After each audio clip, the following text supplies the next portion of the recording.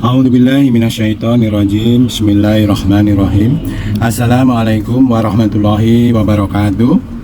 Innal hamdalillah nahmaduhu wa nasta'inu wa nastaghfiruh wa na'udzu billahi min syururi anfusina wa min sayyiati a'malina. May yahdihillahu fala mudilla lahu wa may yudlil fala hadiyalah. Asyhadu an la ilaha illallah wahdahu la syarika lahu wa asyhadu anna Muhammadan abduhu wa rasuluh. Allahumma shalli ala Muhammad wa ala ali Muhammad kama shallaita ala Ibrahim wa ala ali Ibrahim wa barik ala Muhammad wa ala ali Muhammad kama barakta ala Ibrahim wa ala ali Ibrahim fil alamin innaka Hamidum Majid. Amma ba'du. Alhamdulillah Bapak Ibu sekalian yang dirahmati Allah, pagi hari ini kita senantiasa mendapatkan rahmat, kasih sayang dan rezeki dari Allah Subhanahu wa taala yang tiada terkira, yang selalu mengucur dengan derasnya ke dalam diri kita dan kepada keluarga kita. Sehingga pada pagi hari ini kita dikaruniakan kesehatan dan dikaruniakan semangat serta keimanan sehingga kita bisa hadir di dalam jamaah pada pagi hari ini dalam rangka thalabul ilmi, menambah keimanan dan ketakwaan kepada Allah Subhanahu wa taala.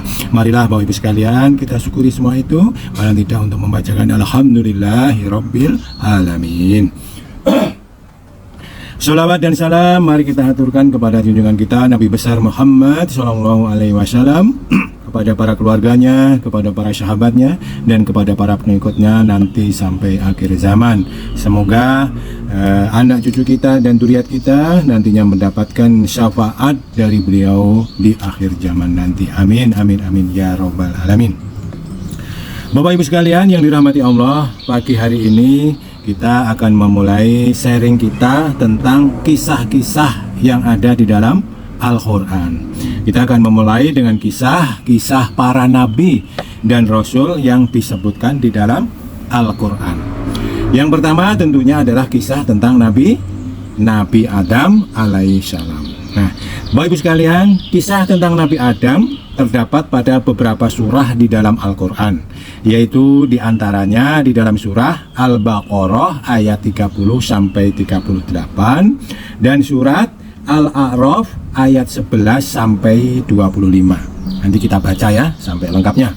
Nabi Adam alaihissalam adalah manusia pertama yang bersama istrinya Hawa, keduanya sebagai orang tua bagi semua manusia. Nah, kita mulai pembacaannya dalam surat Al-Baqarah ayat 30 sampai nanti ayat 38. Saya akan membacakan tafsir dari Al-Muyasyar ya. Kita mulai ayat ke-30. Dan ingatkan kepada manusia wahai Muhammad, ketika Tuhanmu berfirman kepada malaikat, sesungguhnya aku akan menjadikan di muka bumi suatu kaum yang secara turun-menurun akan memakmurkan bumi. Para malaikat kemudian berkata, ajarkan dan tunjukkan kepada kami apa hikmah di balik penciptaan mereka itu. Bukankah mereka kelak akan membuat kerusakan dan saling menumpahkan darah dalam kedoliman dan permusuhan? Padahal kami adalah hamba-hambamu yang patuh pada perintahmu. Tugas kami setiap saat adalah menyembahmu, memuliakanmu, dan mengagungkanmu dengan segala kesempurnaan dan keagunganmu. Allah berfirman kepada mereka, yaitu kepada para malaikat, sesungguhnya aku lebih mengetahui daripada kalian dalam hal ini. Yaitu ketika Allah Subhanahu wa taala itu kan mau menciptakan khalifah di bumi ya, kemudian Allah kan woro-woro, Allah Subhanahu wa taala woro-woro kepada para penghuni langit ya, bahwa Allah akan menciptakan manusia di bumi. Para malaikat kemudian dalam tanda kutip ya, dalam tanda kutip menanyakan, ya Allah, kenapa engkau akan menciptakan manusia khalifah di muka bumi yang jelas-jelas sering melakukan pertumpahan darah, sedangkan kami para malaikat selalu memuliakanmu dan menyembahmu. Maka Allah menjawab pertanyaan malaikat ini dengan sangat tegas ya, dalam firman-Nya, sesungguhnya aku lebih mengetahui daripada kalian. Udah, malaikat langsung diam gitu kira. Kemudian di ayat 31-nya ya, untuk membuktikan bahwa manusia pertama yang diciptakan Allah itu yang kemudian diberi nama Adam, yaitu Nabi Adam alaihissalam. Kemudian Allah mengajarkan kepada Nabi Adam nama-nama segala sesuatu. Kemudian Allah menyodorkan nama-nama itu, menanyakan nama-nama itu kepada para malaikat dan berfirman, sebutkan kepadaku nama-nama segala sesuatu ini jika benar kalian lebih layak menjadi khalifah di muka bumi daripada mereka. Nah, karena malaikat tadi bertanya tadi dalam tanda kutip protes kemudian kan ya. Kemudian Allah mengajarkan kepada Nabi Adam segala sesuatu nama-nama yang ada di surga. Kemudian dia menyampaikan kepada malaikat, nah coba sebutkan nama tumbuhan itu. Maka para malaikat kemudian berkata, ya Tuhan kami mensucikanmu, kami tidak memiliki pengetahuan sedikit pun kecuali apa yang telah Engkau ajarkan kepada kami.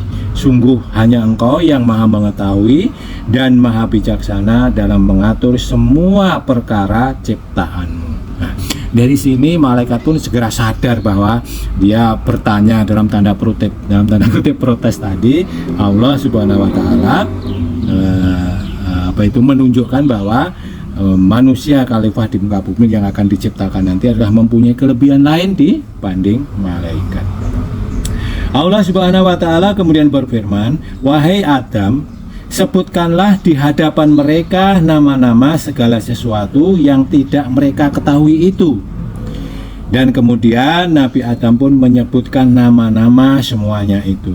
Dan Allah Subhanahu wa taala kemudian berfirman lagi kepada para malaikat, bukankah sudah aku katakan kepada kalian bahwasanya aku mengetahui segala yang tidak kalian ketahui di langit dan di bumi, dan bahwasanya aku mengetahui semua yang kalian tampakkan dan kalian sembunyikan. Jadi Bapak Ibu sekalian, ketika kemudian Allah Subhanahu wa taala itu bertanya kepada malaikat tentang nama suatu benda atau tumbuhan di dalam surga itu, malaikat pun tidak bisa menjawabnya. Kemudian memerintahkan kepada Nabi Adam untuk menjelaskan nama-nama tumbuhan atau tanaman dan segala sesuatu yang ada di surga itu kepada malaikat, dan dengan lancar Nabi Adam menyebutkannya semua itu, sehingga para malaikat pun kemudian menyadari bahwa memang Nabi Adam memiliki sesuatu yang tidak dimiliki oleh para malaikat. Nah, Bapak Ibu sekalian yang dirahmatin Allah, pada ayat ke-34-nya kemudian disampaikan dalam tafsir Al-Muyasyar, wahai Muhammad, ingatlah kepada manusia ketika Allah memuliakan Adam, yaitu tak kala Allah berfirman kepada malaikat, sujudlah kalian kepada Adam sebagai penghormatan atas kemuliaannya. Kemudian semua malaikat pun bersujud kecuali iblis yang enggan bersujud karena sombong dan dengki. Dan jadilah iblis itu termasuk hamba-hamba Allah yang durhaka pada perintah-perintah Allah. Dan kemudian Allah pun berfirman, wahai Adam, menetaplah engkau dan istrimu Hawa di surga. Bersenang-senanglah dengan segala kenikmatan berupa buah-buahan yang ada di dalamnya sesuka kalian berdua.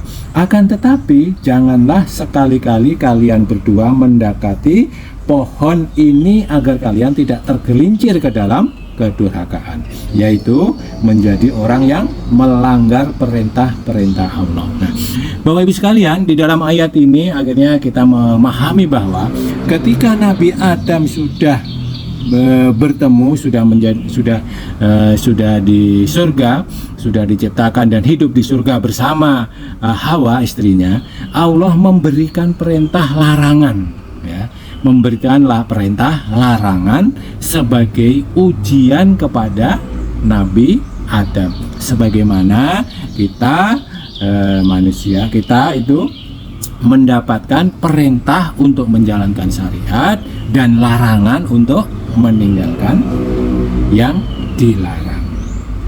Bapak Ibu sekalian, dalam surat 36 kemudian dijelaskan, lalu syaitan pun menjebak keduanya dalam kesalahan. Nah, Karena syaitan tadi ya, ketika disuruh sujud tidak mau, kan Allah murka gitu kan ya. Allah murka, kemudian syaitan diusir untuk keluar dari surga. Nah, nanti kisahnya ada di depan dan lebih lengkap juga. Karena diusir oleh Allah, maka syaitan itu rasa dengkinya kepada Nabi Adam, kepada manusia itu kan, termasuk sampai sekarang kepada kita itu, wow, gede banget gitu, mangkel banget, dendam banget gitu ya kepada kita. Pokoknya dia berusaha mati-matian menyerukan seluruh keluarga syaitan itu untuk selalu menggoda manusia, mengajak manusia, merayu manusia, bahkan menyeret manusia ke dalam kedurhakaan dari syariat agama. Nah, lalu syaitan menjebak Nabi Adam dan Hawa di dalam suatu kesalahan. Ia berhasil menggoda keduanya untuk memakan buah yang tadi disebutkan oleh Allah Subhanahu wa taala untuk dilarang, didekatin aja. Mendekati aja dilarang gitu kan tadi kan. Tapi justru keduanya kemudian memakan buah dari pohon yang dilarang oleh Allah itu. Akhirnya keduanya, yaitu Nabi Adam dan Hawa, kemudian diturunkan dari surga. Allah Subhanahu wa taala berfirman, "Turunlah kalian ke bumi, sebagian kalian dengan sebagian yang lain akan saling bertikai, yaitu Hawa, Adam dan syaitan." Bahkan Bapak Ibu sekalian, karena pekerjaan syaitan yang dahsyat ini, antara keturunan Adam, Nabi Adam alaihissalam, yaitu antara manusia dengan manusia lain, saling bertikai dengan diadu terus oleh syaitan. Dan bumi itu kalian akan menetap dan memanfaatkan segala yang ada padanya hingga ajal kalian datang. Pada ayat ke-37, lalu Nabi Adam menerima ilham dari Allah berupa kalimat taubat dan permohonan ampunan. Ya Tuhan kami, sesungguhnya kami telah mendolimi diri kami sendiri. Jika Engkau tidak mengampuni dan merahmati kami, niscaya kami termasuk orang-orang yang merugi. Kemudian Allah menerima taubatnya dan mengampuni dosa-dosanya, karena sesungguhnya Allah Maha Penerima Taubat dan Maha Penyayang.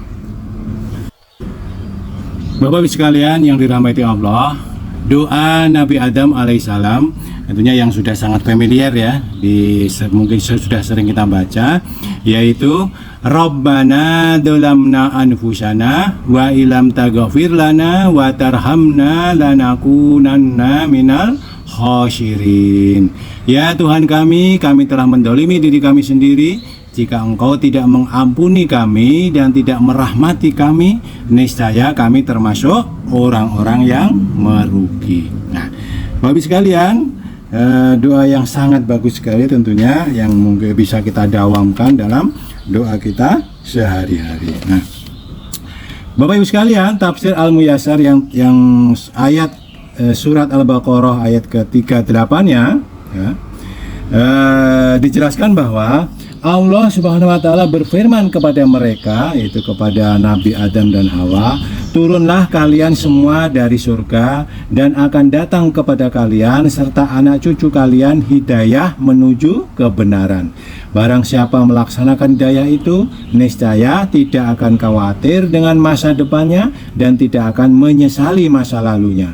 Bahkan mereka akan merasakan ketenangan di dunia dan di akhirat." Nah, itulah Bapak Ibu sekalian kisah Nabi Adam yang tertera di dalam surat Al-Baqarah ayat 30 sampai 38. Nah, kita akan membacakan kisah Nabi Adam di dalam surat Al-A'raf ya. Dalam surat Al-A'raf ayat 11 sampai 25. Panjang juga ya. 11 sampai 25 ya. Surat Al-A'raf. Nah, dalam tafsir Al-Muyassar disampaikan mulai dari ayat 11 adalah, "Sungguh telah aku anugerahkan nikmat kepada kalian," yaitu kepada Nabi Adam dan Hawa, dengan kepada manusia, yaitu dengan menciptakan bapak kalian Nabi Adam dari sesuatu yang tidak ada sebelumnya. Kemudian kami membentuknya dengan sempurna dibandingkan dengan makhluk yang lain. Kami peringatkan kepada para malaikat untuk bersujud kepadanya sebagai tanda kemuliaan. penghormatan dan menunjukkan bahwa Nabi Adam memiliki keutamaan. Lalu para malaikat bersujud, tetapi iblis yang ketika itu berada di antara mereka tidak mau bersujud kepada Adam karena kedengkian terhadap Adam atas penghormatan dan kemuliaan yang diberikan. Pada ayat berikutnya adalah Allah Subhanahu wa taala kemudian berfirman lagi bahwa mengapa kamu tidak sujud, katanya kepada iblis, padahal aku telah memerintahkan kepadamu. Iblis pun kemudian menjawab, aku adalah ciptaanmu yang lebih mulia daripadanya karena aku diciptakan dari api, sedangkan dia, Adam, diciptakan dari tanah.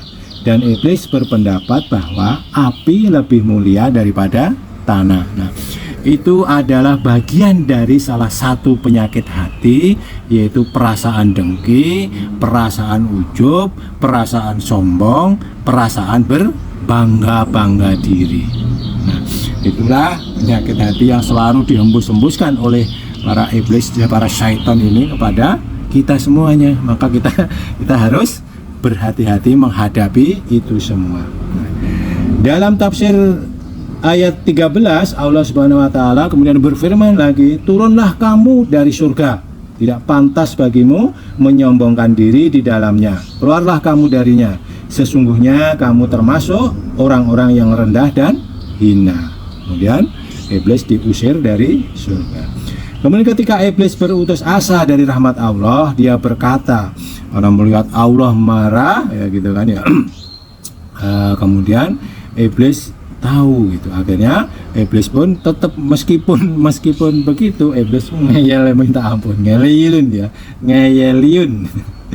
Iblis kemudian berkata kepada Allah, tangguhkanlah aku sampai hari kebangkitan agar aku dapat menggoda dan menjerumuskan manusia para keturunan Adam. Loh, sumpahnya iblis, masya Allah, dan tidak main-main Bapak Ibu sekalian.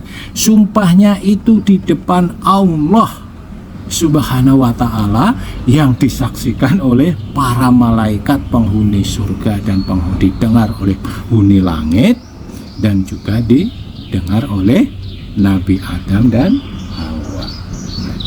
Allah Subhanahu wa taala kemudian berfirman, sesungguhnya kamu termasuk orang-orang yang ditangguhkan ajalnya sampai tiupan sangkakala yang pertama ketika semua makhluk mati. Nah, Bapak Ibu sekalian, dari ayat ini kemudian dijelaskan bahwa umur iblis syaitan itu sangat panjang sekali, yaitu dari diciptakan ketika masih Nabi Adam diciptakan. Iblis itu kan sudah ada sebelum Nabi Adam diciptakan.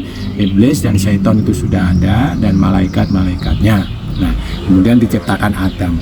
Nah, dengan adanya firman ini disebutkan bahwa umur iblis itu yang syaitan itu yang membangkang kepada Allah itu ditangguhkan sangat panjang sampai hari pembalasan, sampai hari akhir, ya kan, yaitu ketika tiupan sangkakala dimulai.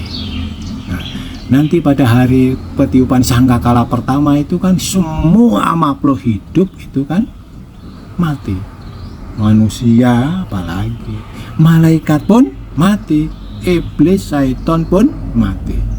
Tetapi untuk saat ini umur iblis dan syaitan itu dari Nabi Adam dulu sampai nanti pada pentiupan sangkakala. Masya Allah, panjang sekali.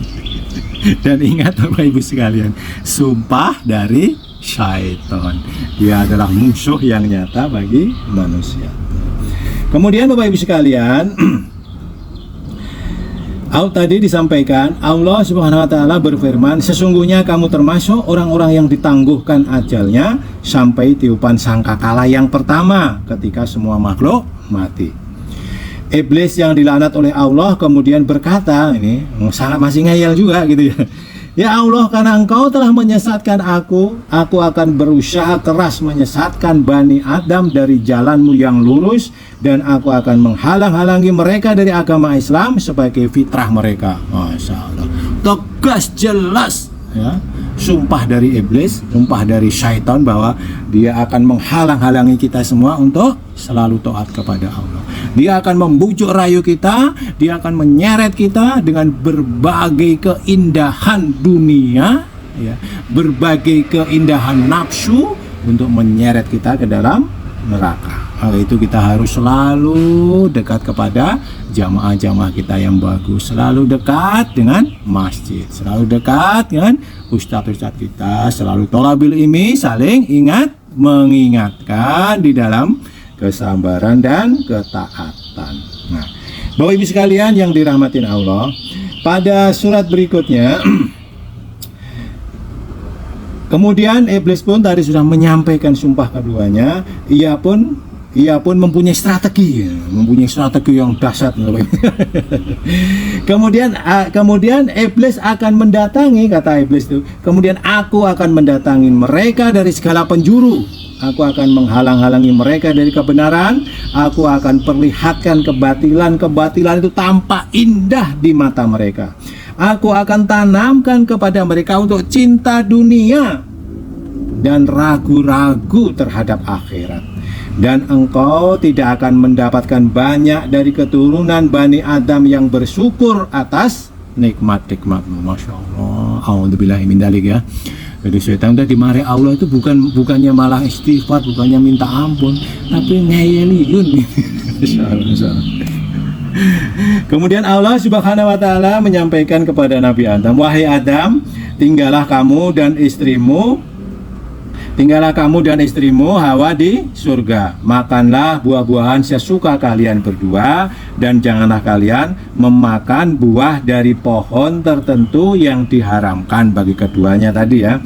Jika kalian memakannya, maka kalian akan termasuk orang-orang yang zalim dan melampaui batas. Jadi syariat pertama yang diberikan kepada Nabi Adam yaitu larangan untuk mendekati dan mengambil buah yang disebutkan terlarang. Nama buahnya apa walau alam, meskipun kita sering di masyarakat kita tuh ya, dikenal sebagai buah kuldi gitu kan lah ya, itu walau alam lah. Yang pasti buah itu terlarang, kita nggak usah riwah lah mikir namanya. Dalam perjalanannya Bapak Ibu sekalian, kemudian memang syaitan yang sudah diusir tadi mulai melakukan serangannya, mulai melaksanakan strateginya, yaitu menggoda Nabi Adam dan Hawa. Dia membisikkan kepada keduanya untuk menjerumuskan mereka kepada perbuatan maksiat kepada Allah, yaitu dengan cara apa Bapak Ibu sekalian? Yaitu dengan cara agar Nabi Adam dan Hawa melanggar larangan yang diperintahkan Allah, yaitu mendekati dan memakan buah yang dilarang tersebut ya. Yaitu akhirnya perbuatan setan itu adalah mengajak Nabi Adam dan Nabi Hawa untuk berbuat maksiat kepada Allah dengan memakan buah yang dilarang itu, yang akhirnya mengakibatkan terbukanya penutup aurat keduanya.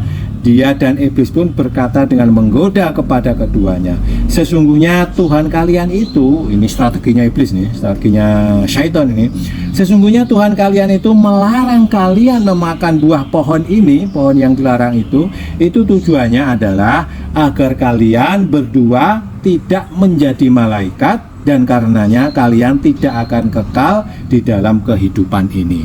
Membolak-balikkan fakta. Ini kepintaran dari syaitan. Membolak-balikkan fakta yang ada. Yang benar disamarkan, gitu kan ya. Kemudian yang jelek kemudian diterang benderangkan, diperlihatkan tampak indah, diperlihatkan sehingga nafsu kita itu menjadi bersemangat. Ya, itulah syaitan dengan strateginya.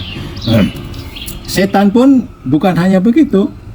Setan pun kemudian itu di apa itu strateginya itu bukan hanya menyampaikan dengan ringan, dengan bersumpah, dengan sumpahnya itu.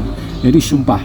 Setan bersumpah atas nama Allah, gitu kan. Setan bersumpah atas nama Allah untuk meyakinkan Nabi Adam dan Hawa bahwa dia termasuk orang-orang yang memberi nasihat dalam persoalan memakan buah pohon tersebut. Padahal dia berbohong dengan perkataannya. Ya, sederhananya kan begini, Adam, aku lo Adam, saya itu Adam sudah hidup sebelum kamu diciptakan. Saya itu lebih tahu dari ente. Kira-kira begitu. Jadi kenapa Allah tidak boleh makan itu, tidak boleh makan buah itu? Itu kenapa? Agar kamu itu tidak kekal hidup di surga, tidak menjadi malaikat. Nah, coba kalau kamu makan, kamu akan kekal di sini bersama istrimu yang tercinta, yang cantik jelita sembelaweh, kira-kira begitu, yang matanya bening bersinar dan macam-macam lah begitu rayuannya kan ya, supaya kamu bisa kekal di sini. Kalau makan ini syaratnya, kira-kira gitu. Wah, mantap lah pokoknya. Pokoknya kalau kita itu mungkin bisa juga termehek-mehek gitu ya, sama dengan sekarang ini rayuan pinjol gitu, Masya Allah gitu ya, rayuan pinjol ya. Nah, Bapak Ibu sekalian yang dirahmati Allah, itulah sekelumit dari kisah Nabi Adam dan anak cucunya ketika awal-awal Nabi Adam diciptakan dan menjadi khalifah di bumi yang ada di dalam Al-Quran. Mudah-mudahan kita bisa mengambil beberapa ibroh dari kisah-kisah itu yang bisa kita amalkan di dalam kehidupan kita sehari-hari, dan apa yang sampaikan bermanfaat bagi Bapak Ibu sekalian ya. Kebenaran datang dari Allah Subhanahu wa taala. Apabila ada kekurangan mohon dimaafkan dan mohon diberikan saran-saran yang terbaik, semoga menjadi kebaikan kita bersama. Billahi taufik wal hidayah. Wassalamualaikum warahmatullahi wabarakatuh.